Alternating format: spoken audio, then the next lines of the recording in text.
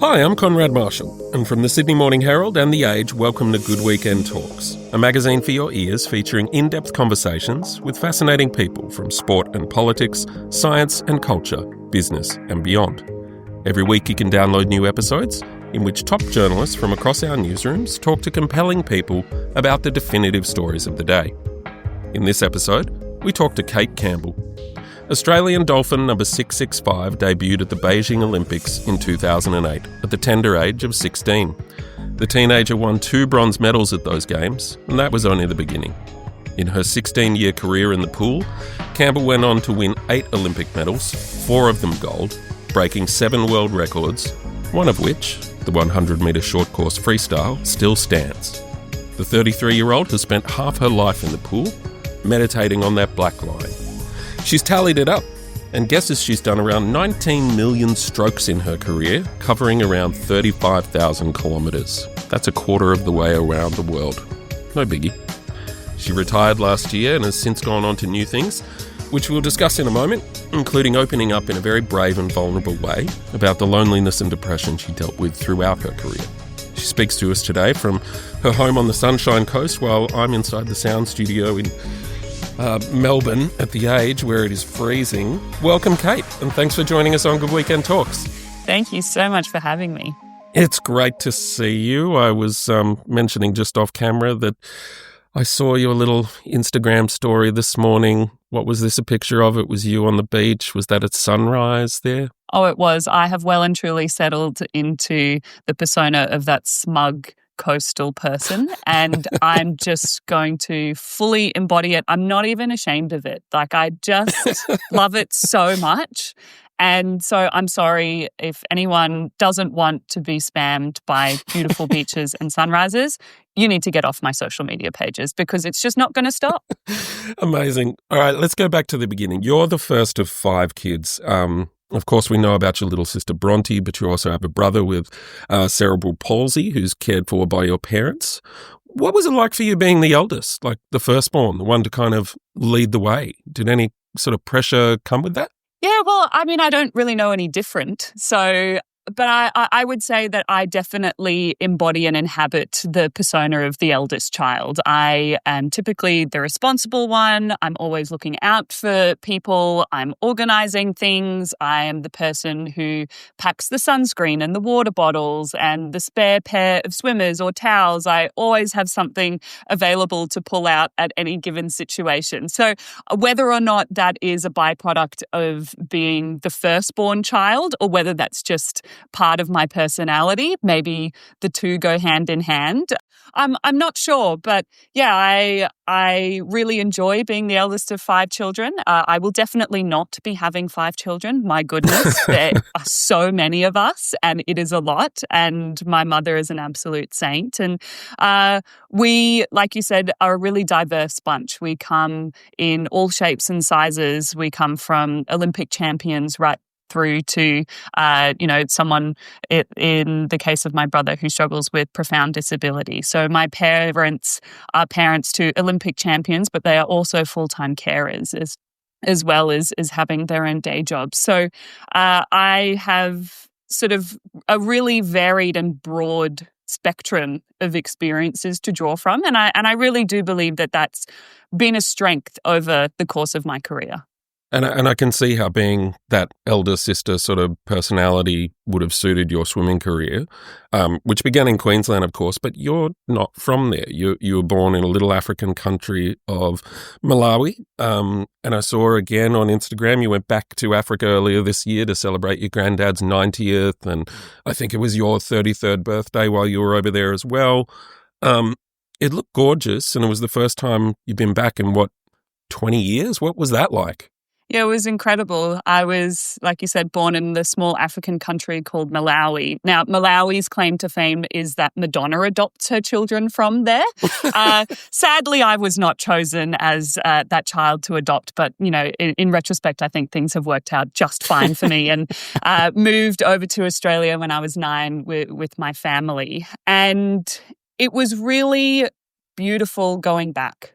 And it was a stark reminder we have come such a long, long way. You know, Malawi is a really developing country. None of the roads are fully tarred. They're all pitted with potholes. There are no sidewalks or gutters. I don't even think there's a traffic light in the town that I was born. You know, when we would go and visit my grandparents in South Africa, we would be so excited to go to the shopping centre because we got to decide if we were going to go up the escalators and down the lift or up the lift and down the escalators. Like that was the level of excitement. And so sitting on the shores of beautiful Lake Malawi, which is where I spent so much time as a youngster and probably where I really fell in love with the water. It was just something that I was always in and around and became a big part of me. But sitting on the shores there and watching the locals go out and fish in their dugout canoes, it made me realize how far we had come from the shores of Lake Malawi to the top of the Olympic podium.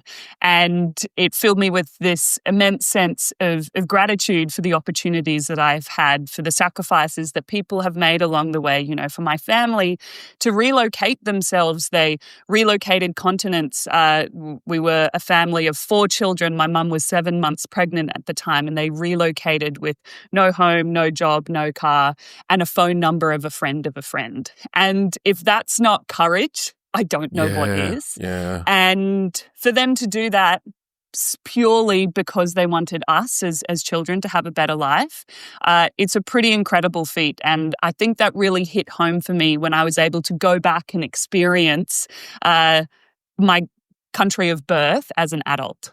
What was it like when you moved here? I mean, was that a fearful sort of experience as a little kid, or was it just bound up in excitement and you felt like, my parents have got this covered, I'm just looking forward to whatever's next, this adventure? I think our parents really managed it really well. They were very clear that we were coming to Australia and Australia was going to be our new home. And they really wanted us to put down roots and embed ourselves into the Australian culture. And so they created this narrative for us that it was this big adventure. And of course it was scary, and we were leaving our friends behind. We had been homeschooled up until that time, so we were joining school for the first time.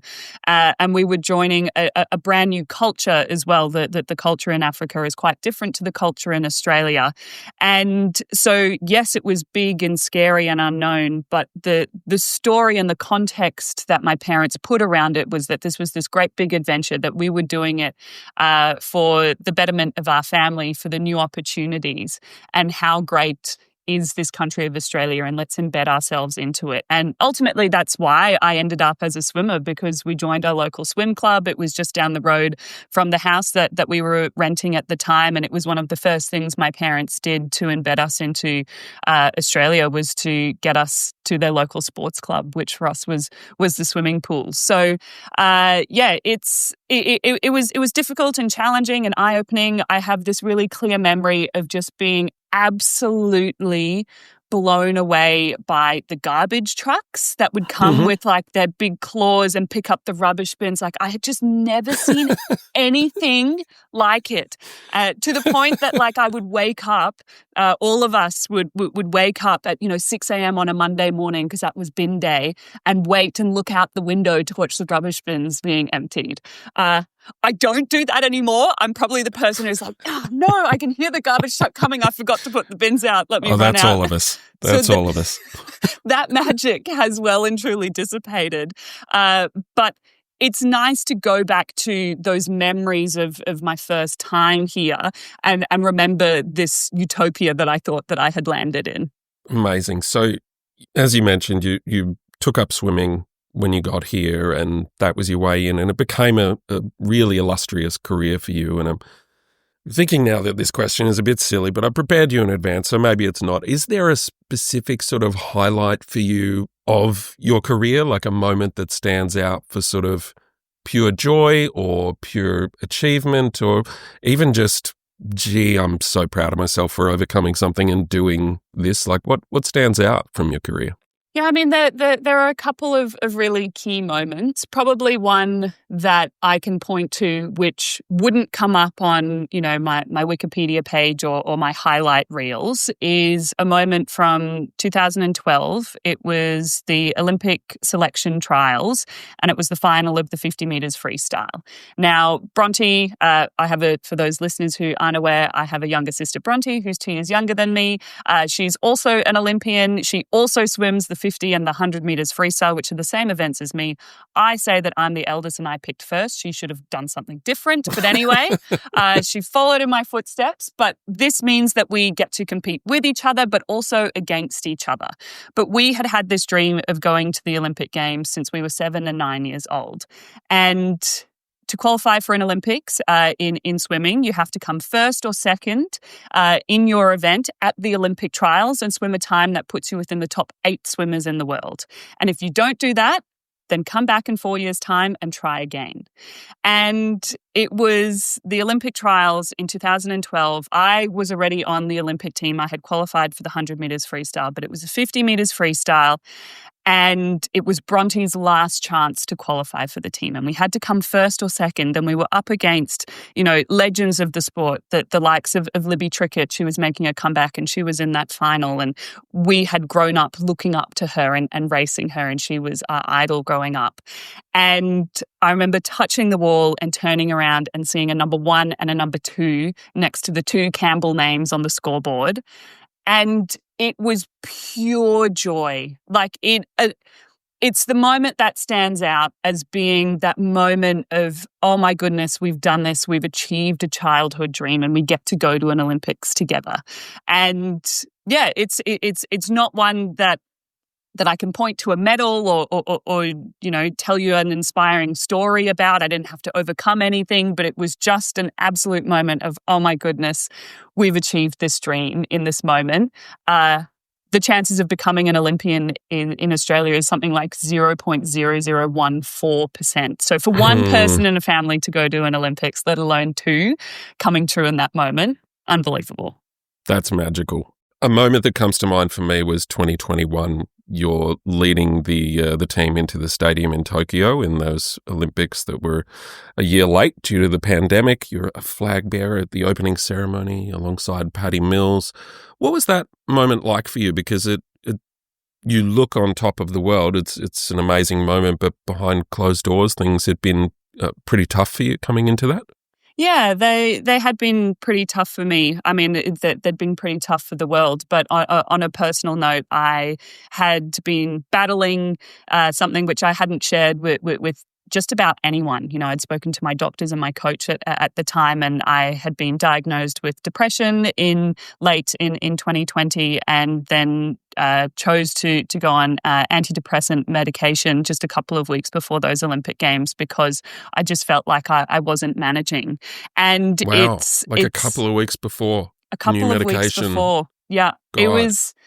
It was after the Olympic trials. So as I've mentioned, one of the most stressful things you can go through. And I had been diagnosed with depression in 2020 and had been working with a psychologist. I'd been doing all the things that you quote unquote should do. I'd been doing my exercises, I'd been speaking to someone, and all the while I was telling myself that I was on top of this and I was feeling fine. And I got to those Olympic trials, and racing is the best part of training.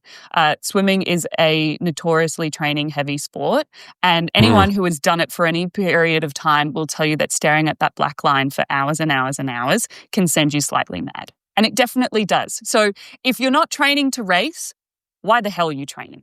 And so racing used to, while it was stressful and nerve-wracking, it was could set you on fire and make you feel alive. And I just remember walking out behind the starting blocks before the final of that 100 meters freestyle where I was trying to qualify for the team and just feeling this sense of dread. And it was something I had never experienced before. And I immediately knew that something was wrong, that despite everything I was doing, I was not okay. And this is not how I should be feeling. And I would say that all of the work that I had done, all the techniques that I had learned, all the knowledge I had gained about my brain and what it's doing and why it's sending me all those signals allowed me to get through that moment. But I touched the wall, turned around, saw that I had come second behind our great Emma McKeon and had qualified for the team. And instead of being like, oh my goodness, I've qualified for my 4th Olympic Games, what an incredible achievement, I was just like, I have to do this again in 5 weeks' time and I don't know if I can. Ugh. And that was a real sign for me that something was really wrong and that I was doing quote unquote everything right and still wasn't back to where I wanted or needed to be performing at the highest level. Even though I was still managing. And so I spoke to my doctor literally the next day and said, we need to change something. I need to try something. We have to try and fix this because I don't want to feel like this again. And, we were lucky in that the medication takes a couple of weeks to come into effect and I could actually feel it. It's like the way that I describe it is like it was like I was trying to peer over a fence and I could like just see the other side and I could just see the person who I know that I am when I'm healthy, but I just needed a boost to get me over. And it was just a little one and it was just a little boost. And once I could get over it, I was like, oh, here I am. This is who I am again. I don't have to keep trying to find that person. But yeah, it was an incredible moment walking out alongside Patty Mills and carrying the flag and opening an Olympic Games that nearly didn't happen, that was postponed. The only other time the Olympics have not taken place in an Olympic year is for a world war. So it was a huge monumental moment for so many reasons. And I think that walking out, I just had this profound sense of gratitude for being able to be there in that moment. And when we're talking of childhood dreams, I could dream of going to an Olympics or winning an Olympic gold medal. I couldn't in my wildest dreams have imagined that I would get to be a flag bearer. I listened to you chatting with my buddy Hugh Van Cuylenberg the other day on his podcast, The Imperfects, and just, to stay on the theme of mental health, you described how you felt like you didn't deserve a diagnosis. What did you mean by that? I mean, when I say I didn't deserve the diagnosis of depression, is that like, I have a great life. I honestly do. I am living out, or at the time, I was living out the dream of 9-year-old Cate. Yep. I was objectively successful. I was doing the thing that I loved. And so what right did I have to be feeling like this? Why did I feel so down and so lost and so dejected and isolated and upset? Why was I feeling like this? Because I have such a good, I was financially stable. I had friends and family. I had a fulfilling career. Why is this happening? And it shouldn't happen to me, because my life is so good.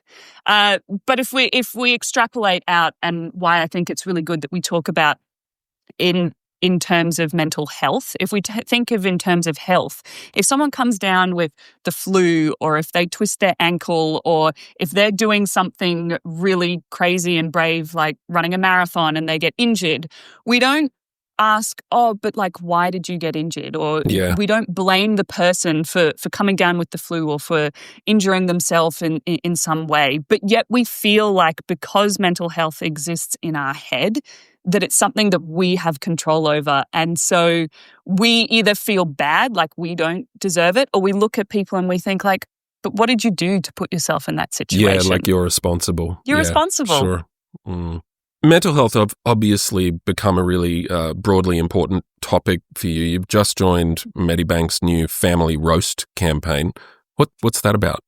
Yeah, Family Roast is a little bit of a play on words because, there's the Sunday roast, which everyone used to get around the table and talk and connect. And the Family Roast that Medibank is asking people to do is use some conversation starters in terms of cards. And they're saying sit down and actually have a conversation with your friends and family about health and mental health and how you're actually going. Go a little bit deeper. And it's interesting in that 2 in 3 Australians feel like they want to talk about mental health with their friends and family more, and yet only 7% of Australians are saying that mental health is discussed openly in their household. And sometimes it can be the most challenging part can be taking that first step. So bringing up the conversation. And so sitting down with these conversation cards can be a little bit of an icebreaker. And not all of them are in depth and like you have to bare your soul. Some of them are fun. Some of them are lighthearted. It's reminiscing, but it's all about connecting. And we live in a world that is so disparate and we exist in our own little algorithm bubbles and our silos that actually coming together and speaking about things that are really meaningful is so important. And I would say that I learn so much about my family when we have those conversations as well. It's really helpful not only for you to be able to share something that's on your mind, but for you to be able to hear what an experience was like, particularly from your parent. I think that as I've transitioned from a child to an adult, I look back on experiences that I had as a child and I look at it through an adult lens and I think, oh my goodness, like, what was that like for my parents? Let me ask them about that. And it helps you understand them more. It helps you understand yourself more. And it's a really, really great initiative. And I'm someone who, even though I talk a lot, I get stressed about going into conversations if I know that they're going to be a bit difficult. So even, I've been with my partner for 7 years now, but if we have a date night, I'm stressed that we're going to run out of things to talk about. So I have conversation points noted down. We don't often need them, but it's a great way to start.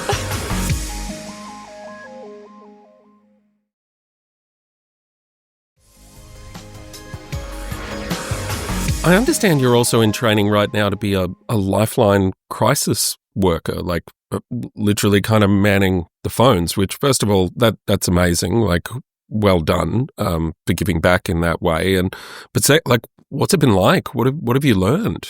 Yeah, it's an incredible privilege to be able to man the phones in the Lifeline crisis hotline. And I did it sort of off the back of some of the struggles that I've had. I fortunately never got to a point where I felt like I needed to call a line like Lifeline because I have a good support system and good support network. But when I was in some of those dark places, I thought to myself, imagine if I couldn't pick up the phone and call a loved one. What would this experience in this space for me feel like right now? And lots of people around Australia don't have that support. And so to be able to call a line like Lifeline and to be able to speak to someone on the phone, whether or not it's a life or death crisis situation, I would argue that intense loneliness and isolation and the desire to connect with another human being is a crisis in itself. And being able to speak to someone about a challenging situation that you're going through. And I've been on the phones for a little while now. I'm about to enter the next phase of training, but I've had the privilege of talking to Australians who have called in, and I've had everyone from, someone who is incredibly lonely and they felt like they needed a connection, right the way through to someone who is being so badly bullied that they're contemplating whether or not they want to do something drastic on the way to school. And it is incredibly humbling. It makes me intensely grateful for my life and the people who I have. But it also is a really beautiful way to be able to give back to the community and to be able to hear what everyday Australians are battling with. And it's a wonderful reminder that everyone struggles, and sometimes all you need is someone to sit there with you in your pain and listen. And that's been something that I've really learned from going through the training. I tend to want to go into fix-it mode quite quickly. And actually, all we need to do sometimes is to sit there with someone and hear them and bear witness to their experience. Amazing. Loneliness, of course, isn't some abstract theme that you're plucking from the sky. Like, it's something you've had experience with, and came to kind of ravage your life at one point there. I feel like I read or I heard that you found yourself at a speed dating event for friends. Like, tell us about that. Yeah, I did. It was one of the more surreal experiences. So I'd moved to Sydney. I lived in Sydney for 2 years for training purposes. So my coach moved down, and so I moved down, and we were training at a high school. And so essentially, my colleagues were my sister, one other training partner, and then high school age children. And when you move to a new city and a new place, how do you make friends? It's really, really challenging as an adult, especially I didn't have a workplace. I worked really unsocial hours, before and after the usual workday. I traveled a lot. So even if I met someone who I was like, oh my goodness, this is a fun connection, and I felt like we had a good time, I'd want to say, oh, shall we catch up? Can you catch up in 3 months? Because that's the next time I'm back. But also you have to meet people where they're at. And so some people, even though you have a really great connection, they have a very full social life. They have a full social calendar. They're plugged in. It's not that they don't like you. It's that they just probably don't think about you or have room for you. And so I used to spend my weekends completely alone. I would speak to people when I was at training on Saturday morning, and then literally not speak to another living person in the flesh until Monday morning, when I returned back to training. And now I'm sure that people with kids are like, oh my gosh, that's absolute heaven. I would kill for a weekend like that. And it was great for a little bit, but after a while, it really wears you down. And I was living by myself, and so I was coming home to an empty house every night, all by myself. I was spending all this time with myself. And loneliness is one of those things that the more isolated you are, the more isolated you become, because your body detects that as a threat. And so it forces you to withdraw, and it sees social interactions, because you really want it, because you really need it, as being like, oh, this could be really good for you, or you could get very severely hurt. And the more you want it, the more you stand to get hurt by it. So it was on a whim. It was a weekend, and I was like, I cannot spend another weekend by myself. How am I going to meet people and make friends? And I literally signed up to, it was speed dating for friends. Essentially, it was like a big meet mixer for everyone, and anyone could sign up. And I signed up and was like, you know what? I'm either going to get a really good story out of this, or I'm going to make friends. But either way, it is a better alternative than sitting at home on a Saturday night by myself again. So Did you make any pals? I did. And I did. So I got some great stories, because it was so funny walking in there, and like everyone's kind of nervous. Because I would say that making friends as an adult is like dating. You're constantly like putting out little feelers, being like, oh, do I connect with this person? Do I not? And so everyone was kind of a little bit nervous. There was every sort of stereotype you could see, even though it was very explicitly a mixer for making friends. There were clearly people who were on the prowl, and I was like, ooh, I need to stay away from them. But then I managed to meet this couple, and it's funny, I have never had this experience before, and people talk about falling in love at first sight. And I would say, like, we kind of just fell in friendship at first sight. When you see someone and it's been so long since you've had a meaningful connection, and within the first 3 minutes of speaking to them, you're like, I feel seen in a way that I haven't for a very, very long time. And then you're just hoping and praying that they're feeling the same, right? And then you have to exchange numbers. And so I asked for their number, and it was a married couple, and I went back to training, and people were like, Kate, you know that they're a married couple, like, are you worried? Like, are you sure it's just friendship that they're after? Absolutely. And I was like, no, I'm sure it is. And, and I made, I messaged first. I was like, I had a great time. Would love to see you again. But then, they're some of my dearest friends, even now, and they were living in Australia, having moved from Europe. They're now living back in Europe, but we stay in contact.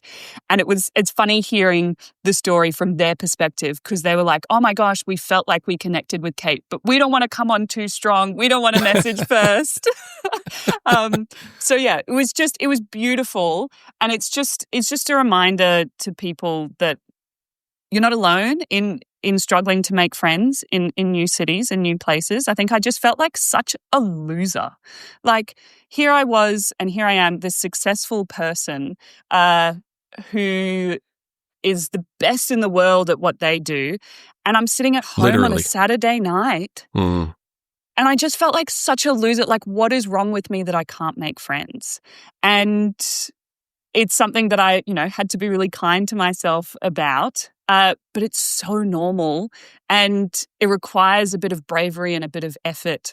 But eventually you will meet someone in the same space and same place as you. And when you do, it's magical.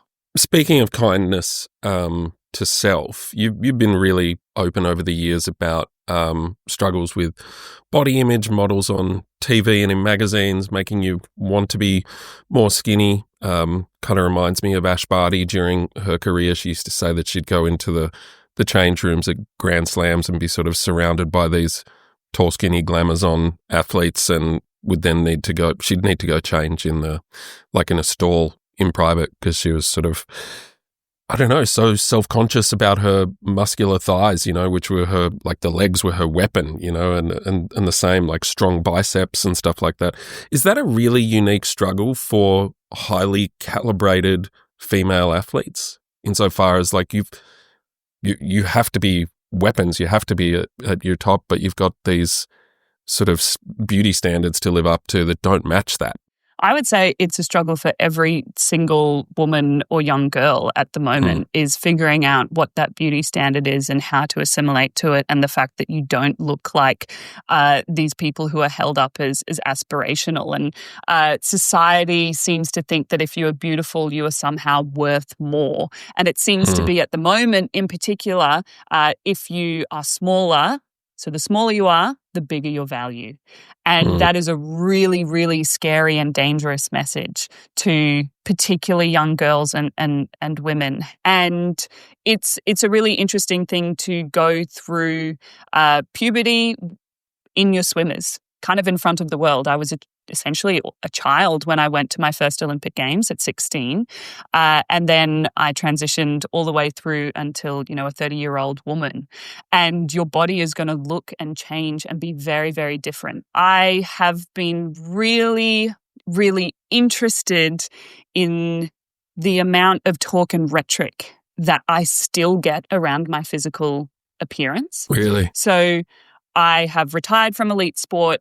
My body looks different to what it did when I was at my physical best. When I was, and I'm not blowing my own horn, but I was the best in the world at what I did.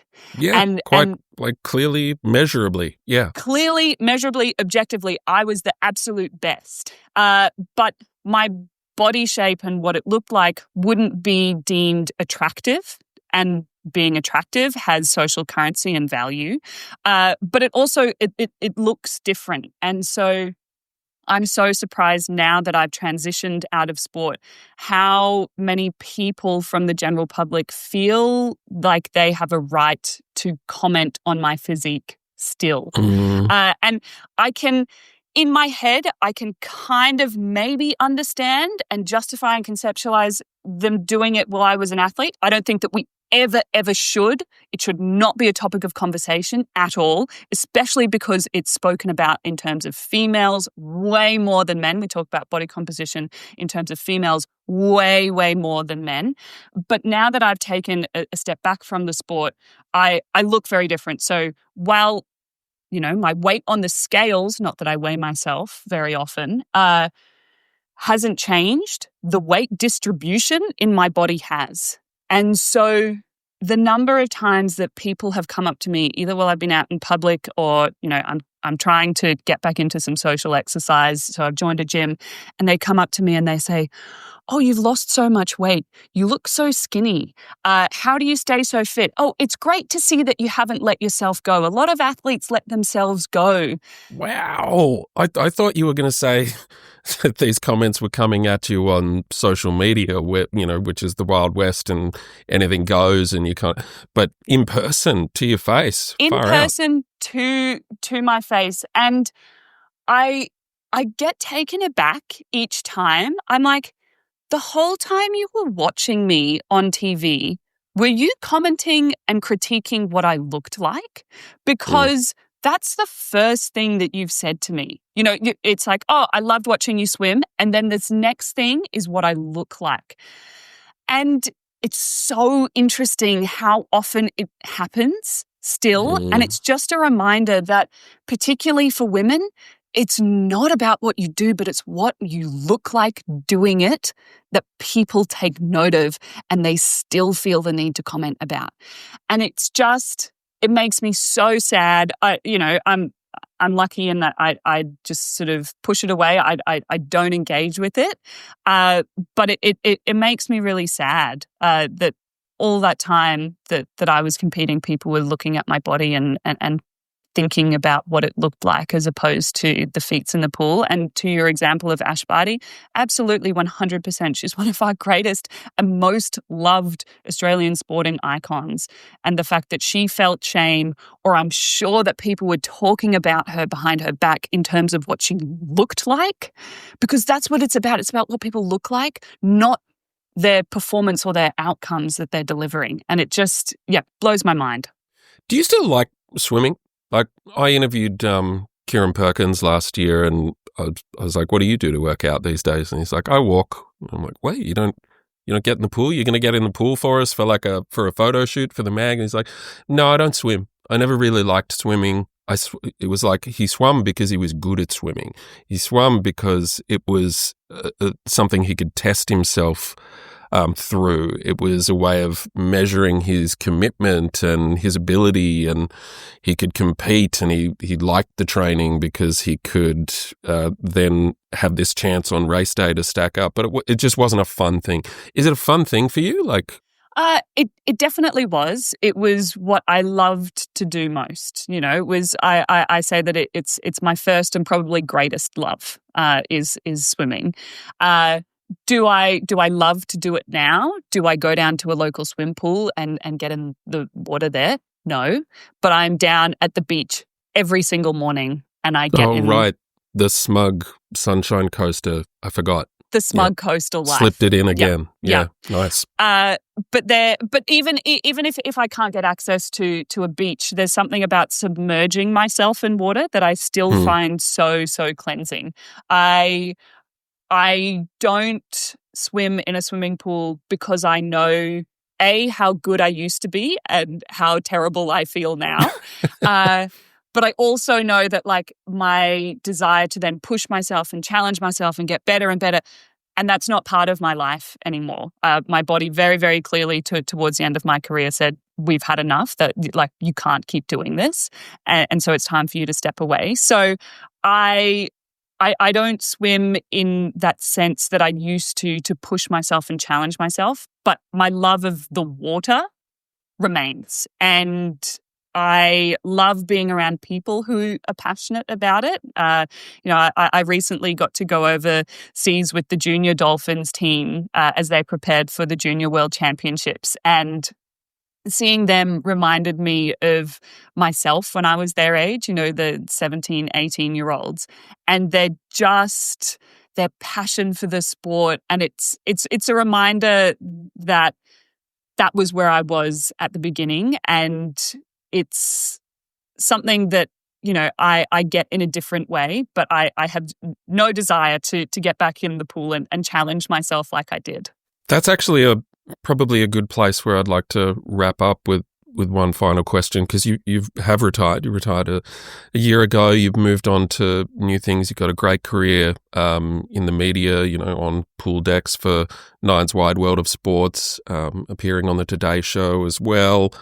You've got your beautifully renovated place on the Sunshine Coast. You've gotten engaged. You've ticked all of these boxes, and then you're working with young swimmers occasionally. I'm just wondering, beyond, like, when you're speaking to these young swimmers, given everything that you've experienced and what you've gone through and come out on the other side, beyond technique or training habits, what kind of advice do you or can you or would you like to impart to these young athletes? Like, what's Cate Campbell learned that she can pass on to the next 16-year-old girl who's going to line up at the Olympics? Yeah, it's a really great question. I think where I would start is I would first listen to them. Listen to their experiences and what they're going through and the challenges that they're facing and the things that excite them. So start from a place of listening. And, you know, I feel like I learned from the youngsters now, even still. And once you've done that, it's about sharing your experiences and what you did in certain situations. And when you found this challenging, how did you overcome it? But for me, it's not so much about preaching to them about, you know, what you should do. I think there's nothing more patronizing to a young person than an old person who says, you know, just remember these times and hold on to them. And they're like, oh, it's awful. I'm stressed and my hormones are going crazy. And, you know, I'm worried about like the next breakout that I'm going to have or whatever it is.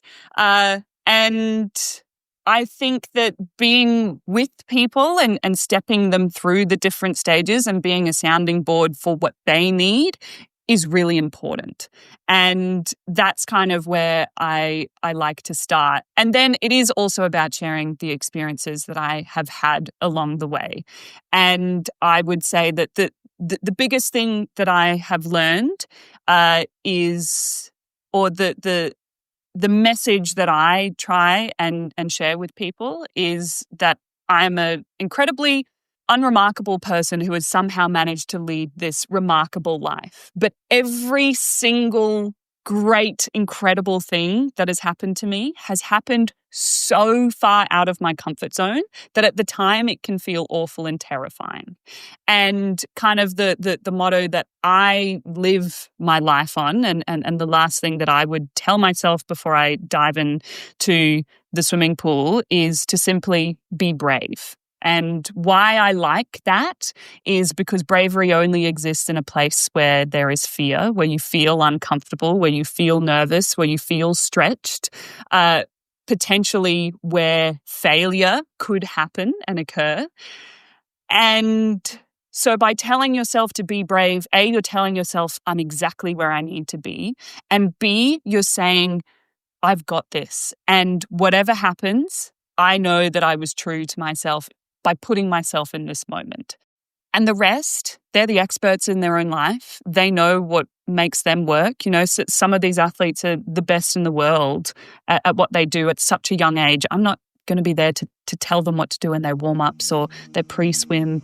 But it's just a reminder that you're doing the good. Like, you're doing it. Thank you so much. What a note to end on. I really appreciate you speaking with us today, Cate. Thank you so much for having me. That was Olympic swimming champion Cate Campbell on the latest Good Weekend Talks. If you enjoyed this episode, please remember to subscribe, rate and comment wherever you get your podcasts and keep tuning in for more compelling conversations. Coming soon, we say g'day to Australian artist Ken Doan, who's 85 years old but still going strong, producing his signature colourfully bright paintings. He'll be joined in the studio by Sydney Morning Herald arts editor Nick Galvin. Good Weekend Talks is brought to you by the Sydney Morning Herald and The Age, proud newsrooms powered by subscriptions. To support independent journalism, search Subscribe Sydney Morning Herald or The Age. This episode of Good Weekend Talks is produced by Konrad Marshall and edited by Tim Mumry, with technical assistance from Cormac Lally. Our executive producer is Tammy Mills, Tom McKendrick is head of audio, and Melissa Stevens is the editor of Good Weekend.